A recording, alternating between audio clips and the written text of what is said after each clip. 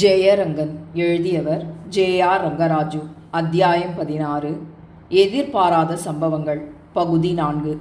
கைகளில் துப்பாக்கிகளுடன் சுந்தரராஜுவும் செல்வமும் அங்கு எப்படி வந்தார்கள் என்று வாசகர்கள் ஆச்சரியப்படக்கூடும். கோவிந்தன் ஒட்டலி கரடியுடன் புறப்பட்ட மறுநாள் மாலை பத்திரிகையை வாசித்தவுடனேதான் சுந்தரராஜுவும் செல்வமும் அங்கிருந்து புறப்பட்டார்களாதலாலும் இந்த அத்தியாயத்தில் சொன்ன எதிர்பாராத பல சம்பவங்களும் ஒரு இரவு ஒரு பகலுக்குள்ளாகவே நடந்திருந்தாலும் மறு இரவே அவர்கள் புறப்பட்டதாக நாம் சொல்லியிருப்பதாலும் அவர்கள் நேராக திருவீரராஜபட்டணத்திற்கு ஆகாய விமானத்தின் மூலமாய் வந்து கொண்டிருக்கும் போது வழக்கத்திற்கு விரோதமாய் அப்பள்ளத்தாக்கில் காந்த விளக்குகளின் வெளிச்சம் தென்படவே தமது தூரதிருஷ்டி கண்ணாடியால் அங்கு என்ன நடக்கிறது என்று கவனித்து பார்க்கும்போதுதான் ஜில்லா மேஜிஸ்ட்ரேட்டை கட்டும் பிரயத்தனம் நடந்து கொண்டிருந்தது. உடனே ஒத்தாசைக்கு போகாவிடில் ஜில்லா மேஜிஸ்ட்ரேட்டுக்கு அபாயம் விளையும் என அறிந்து ஜல்தியாய் விமானத்தை கீழிறக்கி செல்வத்திடம் விஷயங்களை அறிவித்து அந்த ஆபத்தான வேளையில் வந்து சேர்ந்தார். நிற்க காந்திமதியா பிள்ளை சுந்தரராஜுவையும் செல்வத்தையும் பார்த்தவுடனே தனது ஆசனத்திலிருந்து எழுந்துவிட்டார். அவ்வாறே சாமி ரெட்டியாரும் கொண்டப்ப ரெட்டியாரும் எழுந்திருந்தனர். சுந்தரராஜு செல்வத்தை ஒரு நாற்காலியில் உட்காரும்படி சொல்லி தானும் ஒரு நாற்காலியில் உட்கார்ந்து கொண்டு அங்கு கட்டப்பட்டிருந்தவர்களையெல்லாம் அவிழ்த்து விடும்படி சொன்னார். அதற்கு காந்திமதியா பிள்ளை, எஜமான், அடியேனுடைய வார்த்தைகளை சற்று செவி சாய்த்து கேளுங்கள். இந்த ஜில்லா மேஜிஸ்ட்ரேட் சீதாராம சாஸ்திரிகளுக்காக அநியாயமாய் தங்கள் பேரில் வாரண்ட் பிறப்பித்ததனால்தானே இவ்வளவு அனர்த்தங்கள் விளைந்தன. அப்பால் தாங்கள் மறைந்திருக்காவிட்டால் இந்த டெபுட்டி மேஜிஸ்ட்ரேட் வீராசாமி ரெட்டியாரை தண்டித்ததை போல் தங்களையும் தண்டித்திருப்பார். இந்த காமாட்சி ராவ் தங்களுக்கு பல இடைஞ்சல்களை உண்டாக்கினதோடு தங்கள் அருமை செல்லத்தையும் தங்களை காட்டிக் கொடுக்கும்படி செய்த சண்டாளன். இந்த 3 கொழம்பு துப்பறிவோரும் தங்களை ஜெயிலில் அடைப்பதற்கு வாரண்ட் பெற்று போனதோடு நில்லாமல் தங்கள் சொத்துக்களையும் பறிமுதல் செய்ய உத்தரவு பெற்று வந்தவர்கள். ஆகையால் இந்த 6 பேரும் நமது சமஸ்தானத்துக்கு ஜென்ம விரோதிகள். இந்த 6 பேரையும் கொசுக்களை நசுக்குவதைப் போல் நசுக்குவதற்காகவே நாங்கள் வெகு சிரமப்பட்டு இங்கு கொண்டு வந்து சேர்த்திருக்கிறோம். தாங்கள் இதை அறியாமல் அநியாயமாய் வெள்ளையத்தேவர் கையை சுட்டு வீழ்த்தினீர்கள். உங்களுக்கு என்ன நடக்கிறது என்று தெரியாததால் அவ்வாறு செய்தீர்கள். இனி இவர்கள் ஒவ்வொருவரையும் விசாரித்து அவர்களுக்கு செய்ய வேண்டிய ஆக்கினையை கட்டளையிடுங்கள். நாங்கள் செய்து முடிக்க தயாராயிருக்கிறோம் என்றார். அதை கேட்ட சுந்தரராஜு, பிள்ளைவாள், இதுவரையில் தலைமுறை தத்துவமாய் எங்களுக்கும் எங்கள் பெரியவர்களுக்கும் நற்புத்தி புகட்டி வந்த பரம்பரையில் பிறந்தவரா நீர் என்னும் சந்தேகம் கூட என் மனதில் தோன்ற ஆரம்பித்துவிட்டது.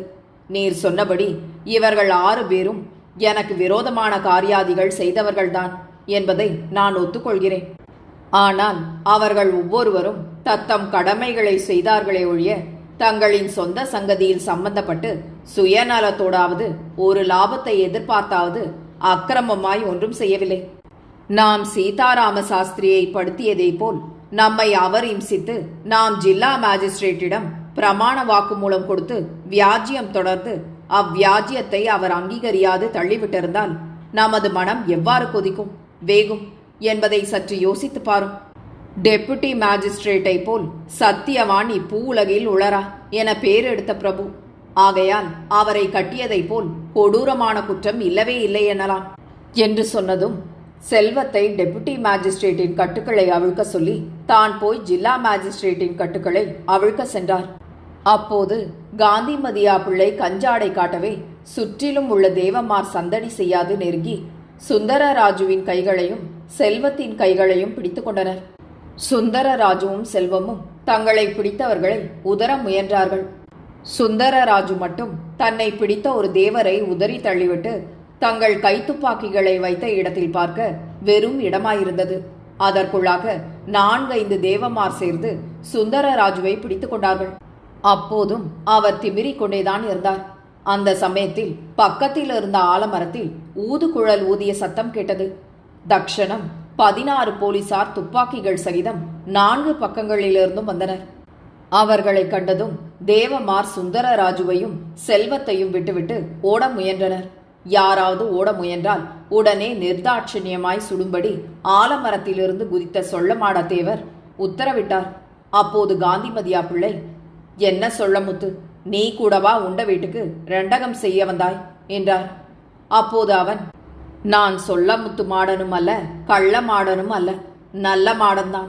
நான் தான் சொல்ல மாடன் வேஷம் போட்டு வந்த கோவிந்தன் என்று சொல்லி அங்கிருந்த காந்திமதியா பிள்ளை, சாமி ரெட்டி, கொண்டப்ப ரெட்டி, தேவமார்கள் எல்லோருக்கும் விலங்குகள் மாட்டிவிட்டு கட்டுண்டிருந்த அறுவரையும் விடுவித்தார்.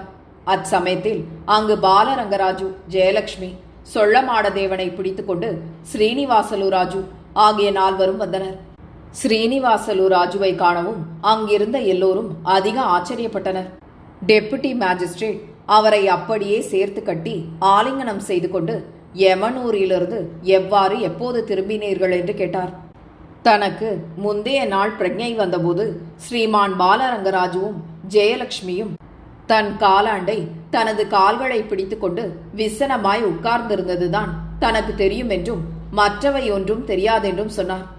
ஜெயலட்சுமியையும் பாலரங்கராஜுகாரையும் கேட்க கோவிந்தன் அவர்கள் எவருக்கும் தெரியாமல் அரை மயக்கத்துடன் தாத்தா அவர்கள் காணாமற் போன இரவு தாத்தா அவர்களை அழைத்து வந்து பாலரங்கராஜு வீட்டில் கொண்டு வந்து படுக்க வைத்துவிட்டு வீட்டில் கண் தெரியாத கிழ வேலைக்காரன் தவிர மற்ற வேலைக்காரர் எல்லாம் பாலரங்கராஜுகாருடன் ஸ்ரீனிவாசலு ராஜுகாரின் வீட்டிற்கு சென்றிருந்ததால் பாலரங்கராஜுவின் உத்தரவின் பேரில் நடு ஹாலுக்கு பக்கத்தில் உள்ள அறையில் இருக்கப் போவதாக சொல்லிவிட்டு கோவிந்தன் அவருக்கு தெரியாமல் தாத்தாவை அங்கு வேண்டிய சிகிச்சைகள் செய்து வந்ததாயும் 3 தினங்கள் பொறுத்து ஜெயலட்சுமியும் பாலரங்கராஜுவும் விசாரணை முடிந்த பின் அங்கு வந்தபோதுதான் அவர்களுக்கு அவ்விஷயம் தெரியும் என்றும் மற்ற விவரங்கள் கோவிந்தனை கேட்டால்தான் தெரியும் என்றும் சொன்னார்கள்.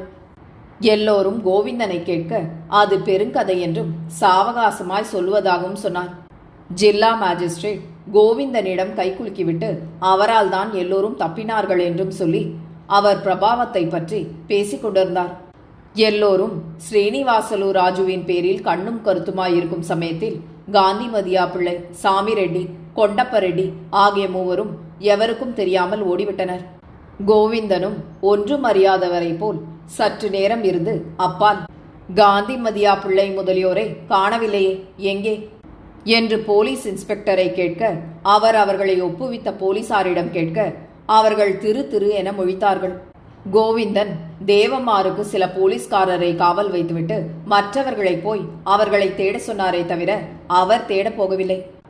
இப்படி அல்லோலப்படும் சமயத்தில் தன்னை கட்டியிருந்த கட்டுக்களை அவிழ்த்து விடும் முன்னமே இதுதான் தக்க தருணம் என நினைத்து காமாட்சி ராவ் செல்வத்தை பார்த்து, செல்லம், என்னை நேற்று அவ்வாறு அடித்து அவமானப்படுத்தினாயே, நீ செய்தது நியாயம்தானா? உன் நிமித்தம் நான் அதிகாரிகளை கூட விரோதித்து கொண்டதற்கு நீ கொடுக்கும் கைமாறு இதுவோ? என் பேரில் உனக்கு அபிமானம் இல்லையாயினும் நல்ல பேச்சாவது பேசக்கூடாதா என்றார். அவர் இருந்த ஆபத்தான நிலைமையில் செல்லத்திடம் சரச வார்த்தைகள் ஆடக்கூட மனம் வந்ததா என இதை வாசிப்போர் நினைக்கலாம். இதை பார்க்கும்போது நமக்கு நாம் சிறு வயதில் வாசித்த கதை ஒன்று ஞாபகத்திற்கு வருகிறது.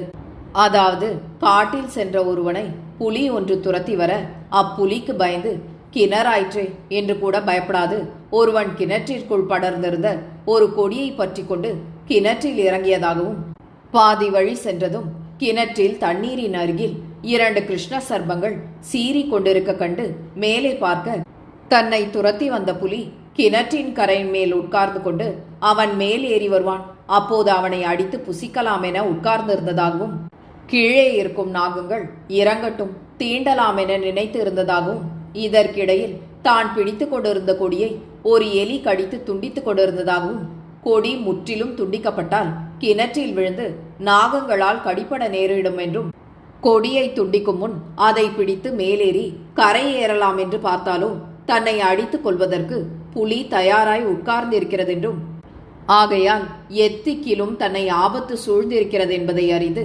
இன்னது செய்வதென அறியாது திகைத்து நிற்கும் மிகவும் ஆபத்தான வேளையில் மேலே கட்டியிருந்த தேன் கூட்டிலிருந்து தேன் வடிந்து தன் உதட்டின் பக்கத்தில் விழுந்ததும் தான் இருக்கும் அவ்வளவு அபாயகரமான நிலைமையை மறந்து அத்துளி தேனை தன் நாக்கை நீட்டி நக்கி குடிப்பதால் ஏற்படும் அற்ப ஆனந்தத்தை அனுபவிக்க விரும்பும் சுபாவம் மனிதனுடையது என்று எழுதப்பட்டிருந்தது ஞாபகத்துக்கு வருகிறது. என்னே மனிதனின் சுபாவம். காமாட்சி ராவை பார்த்து செல்லம், ஸ்ரீமான் சுந்தரராஜுகாரிடம் தனக்கிருந்த அபார பிரியத்தை மாற்றி அவர்களை காட்டிக் கொடுக்கும் துர்புத்தி புகட்டியதின் மூலமாய் மகாஸ்ரீ ஸ்ரீனிவாசலு ராஜு காரு சொன்ன வார்த்தைகளை கூட அலட்சியம் செய்யும்படி தூண்டி அமோக ஆபத்திற்குள்ளாக்கும்படி செய்த ஒருவர் பேரில் பிரியம் இருக்குமா, வெறுப்பு இருக்குமா? நீங்களே சொல்லுங்கள் என்றாள். அதற்கு காமாட்சி ராவ், குற்றவாளியை எப்படியாவது கண்டுபிடிப்பது போலீசாருடைய வேலையல்லவா? அதற்கு நீதி நெறியில் செல்லும் ஒவ்வொருவரும் உபகாரம் செய்ய கடமைப்பட்டவர்கள் அல்லவா? அப்படி இருக்க உனது உபகாரம் கோரியது குற்றமாக கொள்ளலாகுமா என்றார். அதற்கு செல்வம், அவர்கள் அன்னத்தை தின்று அவர்கள் ஆதரவில் இருக்கும் ஒருவரை அவர்களுக்கு ரெண்டகம் நினைக்கும்படியும் அவர்களுக்கு எதிரிடையாய் சதிய ஆலோசனை செய்து நம்பிக்கை துரோகம் செய்யும்படியும் கற்பித்த உம்மை என்ன செய்தால்தான் தகாது என்றாள். இருக்கட்டும் செல்லம், என் மேல் கோபம் வைக்காதே என்று சொன்னபடியே அவள் கையை பிடிக்கப் போனார் காமாட்சிராவ். அவள் சட்டென்று விலகி, நான் உமது செல்லமும் அல்ல சொல்லமும் அல்ல, ஆகையால் என்னை தொடாதேயும், உமக்கு ஆள் கூட அடையாளம் தெரியவில்லை போலிருக்கிறது என்றாள். அப்போது அங்கு வந்த சுந்தரராஜு அவள் செல்லம் அல்லவென்றும் தனது செல்வம் என்றும் சொன்னார். காமாட்சி ராவ் திகைத்து நின்றார். அப்போது செல்வம் தனது கண்ணீருக்கு கீழ் மறு இருப்பதை காட்டி தன் பேர் செல்வம் என்றும் தான் டெபுட்டி மேஜிஸ்ட்ரேட்டிடம் சென்று செல்லத்திற்கு பதிலாக பிரமாண வாக்குமூலம் கொடுத்த பெண் என்றும் தனது ஊர் கொடிக்காமம் என்றும் சொல்லிக் கொண்டிருக்கும் போதே இதை கேட்டபடி வந்த டெபுட்டி மேஜிஸ்ட்ரேட் செல்வத்தை பார்த்து, அனுபோகப்பட்ட மேஜிஸ்ட்ரேட் ஆகிய என்னை கூட ஏமாற்றிவிட்டு சென்றவள் நீதானா? உன்னை ஆள்மாறாட்டம் என்னும் குற்றத்திற்காக ஏன் கைது செய்யக்கூடாது என்று சிரித்துக்கொண்டே கேட்டார். அவளும் விளையாட்டாய், முன் தங்கள் துப்பறிவோனை ஏமாற்றிவிட்டு பறந்தோடிய இறகுகள் இப்போதும் தனக்கு இருக்கிறதென்றும் தன்னை பிடிக்க வரும்போது தான் முன்போல் பறந்துவிட முடியும் என்றும் சொன்னாள். எல்லோருடைய முகங்களும் சந்தோஷத்தை காட்ட காமாட்சி ராவ் முகம் மட்டும் தாரத்தை இழந்த கணவன் முகம் போல் கருத்திருந்தது.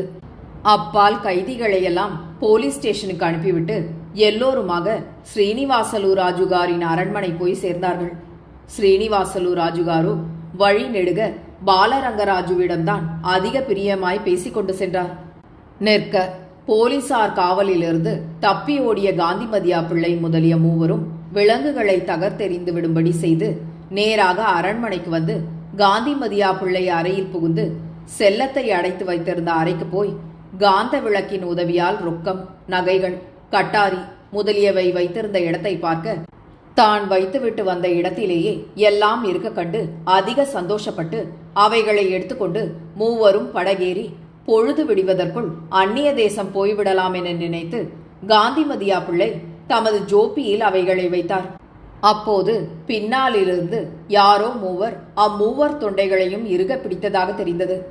அவர்கள் மூவரும் விடுவித்துக் கொள்வதற்கு எவ்வளவு முயன்றும் விடாது அவர்கள் மூவருடைய கால்களை கட்டி குழந்தைகளை தூக்கி கொண்டு வருவதைப் போல் தூக்கி கொண்டு வந்து காந்திமதியா பிள்ளையின் அறையில் போட்டு மூடி பூட்டு போட்டுவிட்டு சின்னமீன் கந்தனும் அவனை போன்ற அவன் இரு கூட்டாளிகளும் அவ்வூர் கிராம முன்சிப்பும் ஷேக் முஸ்தபா ராவுத்தரும் வெளியே வந்தார்கள். சென்னையிலிருந்து கோவிந்தன் புறப்படும் முன் சுந்தரராஜுவிடம் சொல்லி சின்னமீன் கந்தனை உடனே திருவீரராஜபட்டணத்திற்கு அனுப்பும்படி லாசரஸுக்கு தந்தி அடிக்க சொன்ன விவரத்தை வாசகர்களுக்கு இப்போது ஞாபகம் ஊட்டுகிறோம். அத்தந்தியில் கண்ட பிரகாரம் லாசரஸ் மீன்கந்தனை அனுப்பினார். அவனை கோவிந்தன் சந்தித்து அவனுக்கு நம்பிக்கையுள்ள பலசாலிகளான இருவரை தன்னுடன் அழைத்து வந்து வைத்துக் கொள்ளும்படிக்கும் அவ்வூர் கிராம முன்சிஃபையும் ஷேக் முஸ்தபா ராவுத்தரையும் சாட்சிகளாக தன்னுடன் அழைத்து வந்து மறைவாய் வைத்திருக்கும்படிக்கும் அன்று இரவு காந்திமதியா பிள்ளை தனித்தாவது அநேகமாய் இரு கூட்டாளிகளுடனாவது வருவார் என்றும் அவர்கள் நகைகள் முதலியவற்றை எடுப்பதை கிராம முன்சிப்பும் ஷேக் முஸ்தபா ராவுத்தரும் பார்க்கும் வரை பொறுத்திருந்து அவர்களை நகைகள் சகிதம் கைது செய்து காந்திமதியா பிள்ளை அறையில் கட்டி போட்டுவிட்டு அவர்கள் தப்பி போகாதபடி எல்லா ரகசிய வழிகளையும் அடைத்துவிட்டு காவல் இருக்கும்படியும் திட்டப்படுத்திவிட்டுத்தான் கோவிந்தன் சென்றாராதலால் தான் அவர்கள் மூவரும் தப்பிப்போவதை கண்டும் காணாதவர் போல் அபிநயித்து நின்றார். ஸ்ரீமான் ஸ்ரீனிவாசலு ராஜு வீட்டிற்கு வந்த டெபுட்டி மேஜிஸ்ட்ரேட் செல்லத்தை பார்க்க வேண்டும் என்று சொல்ல அவள் புத்தி சுவாதீனம் இல்லாமல் இருக்கிறாள் என்றும் அவளுக்கு ஆட்களை கூட அடையாளம் தெரிவது கஷ்டம் என்றும் ஜெயலட்சுமி சொன்னாள். அப்போது கோவிந்தன் சுந்தரராஜுவும் செல்வமும் ஒன்றாயிருப்பதை செல்லம் பார்த்தால் பொறாமையின் காரணமாக ஒரு கால் புத்தி சுவாதீனம் அடையக்கூடும் என்றும் சொன்னார். பொறாமையின் சக்தி அபாரம் என்றும் உலகத்தில் நடக்கும் கொலைகளில் பெரும்பாலானவை பொறாமையின் காரணத்தால் தான் நடைபெறுவதாகவும் அவ்வாறு பலர் புத்தி சுவாதீனம் அடைந்திருப்பதாக தான் வாசித்திருப்பதாகவும் ஆகையால் பரீட்சை பார்ப்பது நலம் என்றும் சொல்லி ஆமோதித்தார். சுந்தரராஜுகாருக்கு மட்டும் அப்பரீட்சை செய்ய இஷ்டமில்லை. ஏனென்றால் அவர்கள் சொன்ன பிரகாரம் அவள் புத்தி சுவாதீனம் அடைந்துவிட்டால் அதன் மூலமாய் செல்வத்திற்கும் தனக்கும் உள்ள அந்யோன்யமான அன்புக்கு எங்கு பங்கம் உண்டாகுமோ என பயந்து போக மறுத்தார். அப்போது செல்வம் தான் அவளை இருட்டில் தூர இருந்தே பார்த்ததால் மீண்டும் பார்க்க விரும்புவதாகவும் சுந்தரராஜுகாரின் இரு கைகளையும் பிடித்து கொண்டு கேட்கவே அவருக்கு மறுக்க கூடவில்லை. அப்போதும் சுந்தரராஜுகாரு தான் டெபுட்டி மேஜிஸ்ட்ரேட்டார் விசாரணை காலத்தில் ஓடி போயிருப்பதால் தான் இப்போது சட்டப்படி சர்க்கார் கைதி என்றும் ஜில்லா மேஜிஸ்ட்ரேட்டுக்கும் டெப்டி மேஜிஸ்ட்ரேட்டுக்கும் தான் அங்கிருக்கும் விஷயம் தெரிந்த பின் தன்னை சுயேச்சையாய் போக விடுவது அவர்கள் நற்பெயர்களுக்கும் கியாதிகளுக்கும் குறைவாகும் என்று சொன்னார். அப்போது டெபுட்டி மேஜிஸ்ட்ரேட் சுந்தரராஜுகாரு சொல்வது உண்மையாயினும் இன்ஸ்பெக்டர் காமாட்சி ராவ் காவலில் போனால் அவர் பந்தோபஸ்தாய் எங்கும் மறைந்து விடாதபடி சர்வ ஜாக்கிரதையாய் பார்த்து கொள்வார் என்றும் அத்துடன் தானும் கூட வருவதால் கைதியாகவே செல்லலாம் என்றும் சிரித்து கொண்டே சொன்னார். காமாட்சி ராவை யார் எவ்வித ஏளனம் செய்யணும் பரவாயில்லை, செல்லத்தை பார்த்தால் போதும் என்று அவரும் கூடவே சென்றார். அங்கு சென்றதும் கோவிந்தன் நடுஹாலில் போட்டிருக்கும் சோபாவில் சுந்தரராஜுவையும் செல்வத்தையும் உட்கார்ந்து பேசிக் கொண்டிருக்கும்படியும் மற்றவர்களையெல்லாம் பக்கத்து அறையில் மறைவாய் இருக்கும்படியும் வழக்கம் போல் ஜெயலட்சுமியை போய் செல்லத்திடம் நடுக்கதவை திறந்து வைத்துவிட்டு பேசிக் கொண்டிருக்கும்படிக்கும் திட்டம் செய்துவிட்டு தானும் மறைவாய் இருந்தார். ஜெயலட்சுமி போய் செல்லத்தின் பக்கத்தில் உட்கார்ந்தாள். சுப்புராஜு வந்துவிட்டாரா என்றாள் செல்லம். அப்போது சுந்தரராஜுவிற்கு செல்லம் ஏன் தன் சகோதரரை பற்றி கேட்கிறாள், செல்லத்திற்கும் அவருக்கும் என்ன சம்பந்தம் என்று நினைத்தார். அவர் முகத்தில் கோபக்குறி காணவே செல்வம் அவரிடம் அதிக அன்பாய் பேசினாள். அப்போது இருண்ட அவர் முகம் சற்று தெளிவடைந்தது. சுந்தரராஜு பேசும் வார்த்தைகள் செல்லத்தின் காதில் படவே முதலில் திகைத்தாள். அப்பால் மீண்டும் கவனித்து பார்த்தாள். சுந்தரராஜு ஒரு பெண்ணிடம் பேசுகிறார் என்று தெரிந்ததும் தன் புருவத்தின் பக்கத்தில் தன் கைவிரல்களை வைத்து அமுக்கிக் கொண்டு கூர்மையாய் கவனித்தாள். கூட பேசும் பெண்ணின் குரல் தன் குரலோசை போல் கேட்கவே திடுக்கிட்டு எழுந்தாள். அப்போது ஜெயலட்சுமி, செல்லம் உட்காரு, எங்கே போகிறாய் என்று கேட்டாள். பக்கத்து அறையில் பேசுகிறவர்கள் யார் என்று கேட்டாள் செல்லம். என் தகப்பனார் சுந்தரராஜுகாரும் செல்வமும் பேசி விளையாடி கொண்டிருக்கிறார்கள் என்று ஜெயலட்சுமி சொன்னாள். அத்தானுடன் பேசி விளையாடுவது யார் என்று கேட்டாள் செல்லம். யாரோ செல்வமாம் என்றாள் ஜெயலட்சுமி.